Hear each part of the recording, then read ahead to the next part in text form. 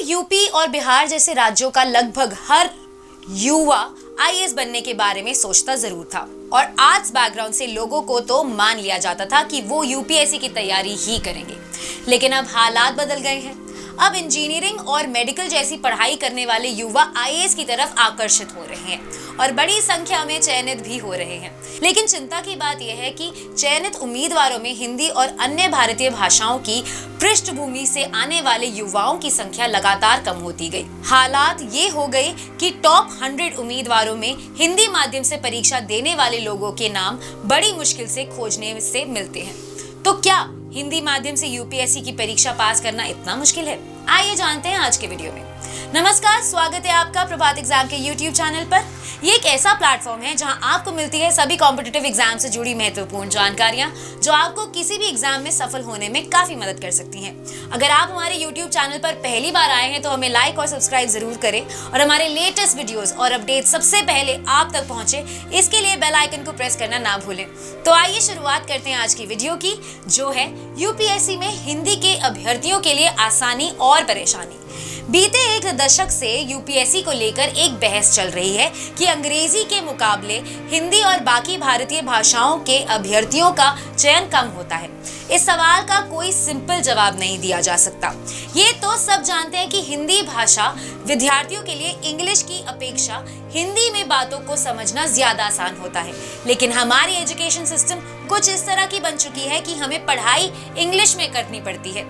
Science और maths जैसे subjects तो हिंदी में पढ़ने की कल्पना मात्र से ही पसीने छूटने लगते हैं। इसके अलावा आजकल यूपीएससी क्वालिफाई करने वाले छात्र सिर्फ आर्ट स्ट्रीम से ही नहीं बल्कि इंजीनियरिंग, मेडिकल और दूसरे प्रोफेशनल कोर्सेज से भी जाते हैं।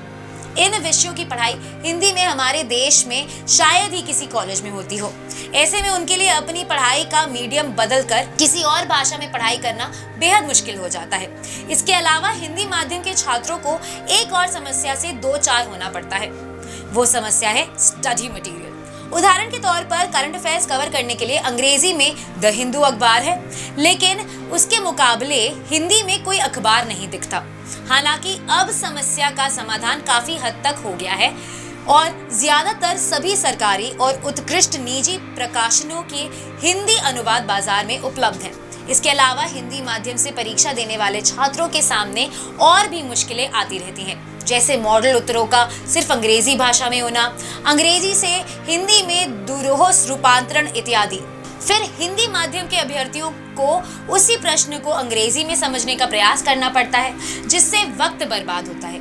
यूपीएससी की हिंदी शब्दावली पर एक नजर डालें तो कई अनोखे शब्द सामने आते हैं, जैसे सब्सिडी के लिए सहाय, दीमक की जगह बरूथी, अर्थ आवार की जगह पृथ्वीकाल, वैश्वीकरण की जगह विश्वव्यापीकरण, आधारभूत की जगह अधशाई, संकल्पना की जगह संप्रत्ययीकरण, इन सब्जेक्ट्स के लिए उपलब्धियों, बोनाफाइड मिस्टेक के लिए संभाविक भूल, फार्मास्यूटिकल कंपनी के लिए भैषजिक कंपनी आदि।